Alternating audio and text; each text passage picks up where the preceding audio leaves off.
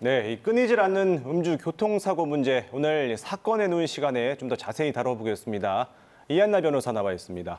어서 오세요, 변호사님. 저희가 앞선 리포트를 보면요, 지금 음주운전에 대한 경각심이 높아졌다가 다시 느슨해지는 것 같다라는 느낌이 드는데 이유가 뭐라고 보십니까?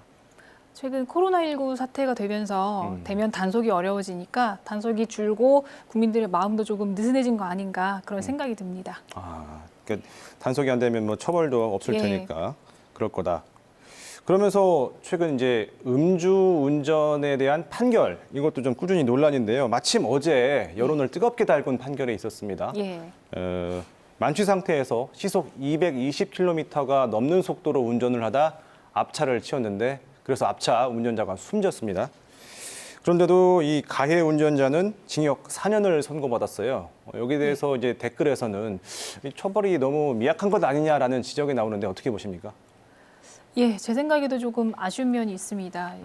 윤창호 사건 이후로 법이 개정되고 나서도 이런 판례가 나왔다는 것이 다소 아쉽고요. 특히 피해자가 사망한 사고인데다가 합의가 전혀 이루어지지 않은 사건인데도 불구하고 형이 4년만 나왔다는 것은 어떤 이유에서인지 좀 섭섭한 부분이 있는 것이죠. 말씀하셨는데 윤창호법 그러니까 사실은 이제 뭐 특가법과 도로교통법 개정인데 이걸로 이제 처벌이 강화된 게 이 정도입니까? 예, 그렇습니다. 그래서 면허 취소 정지 기준과 더불어서 실제 처벌에 대한 기준도 강화되었는데요. 구체적으로 강화된 형량이 어떻게 되는지 좀 짚어주실까요? 국민들께서 잘 알고 계시듯이 음주운전 단속 기준 자체가 조금 상향이 되지 않았습니까? 그래서 0.03%부터 면허를 정지를 시키고 그리고 이후에 알코올 농도가 높아질수록 당연히 취소가 되는 것이고요. 그리고 특히 이제 좀 주목할 부분이 이제 저희 처벌 규정에 대한 부분인데요. 예전에는 피해자가 상해를 입은 경우 그 경우에 10년 이하의 징역 또는 500만 원 이상 3천만 원 이하의 벌금형이었다면 현재는 1년 이상 15년 이하 징역이고요. 그리고 1천만 원 이상 3천만 원 이하의 벌금형 선고가 됩니다. 그리고 이런 요즘 발생하는 사망사고 같이 피해자가 사망하는 경우에는 과거에는 1년 이상의 징역만 선고할 수 있게 되었다고 하면 지금은 최소 3년 이상 그리고 최대 무기징역까지 선고할 수 있게 개정이 되었습니다. 과거에 저도 이제 법원에서 판결문들을 좀 보다 보면은 초범인 경우에는 거의 이제 약식 기소, 정식 재판이 아니라 약식 기소되는 경우가 많았는데 최근에도 그런 경향이 있습니까? 아니면 좀 덜해졌습니까? 예전보다는 조금은 약식 기소가 줄지 않았나 싶은데요. 특히 사고가 발생하는 경우에는 대부분 공판에 회부된다고 보시면 될 것 같습니다.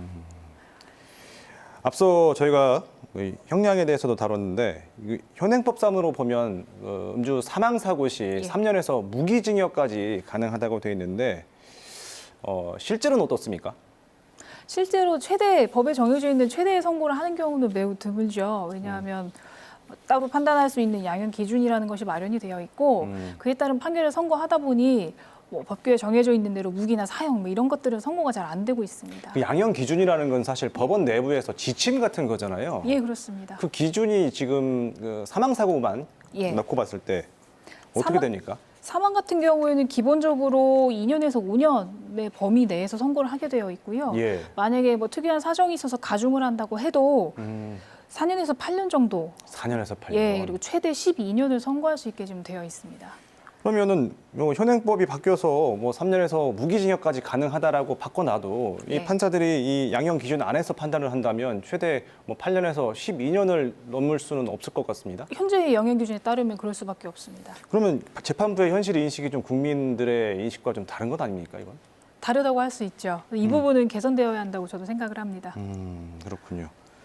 그럼 해외는 이런 음주 사망 사고에 대해서 어떻게 처벌을 하고 있죠?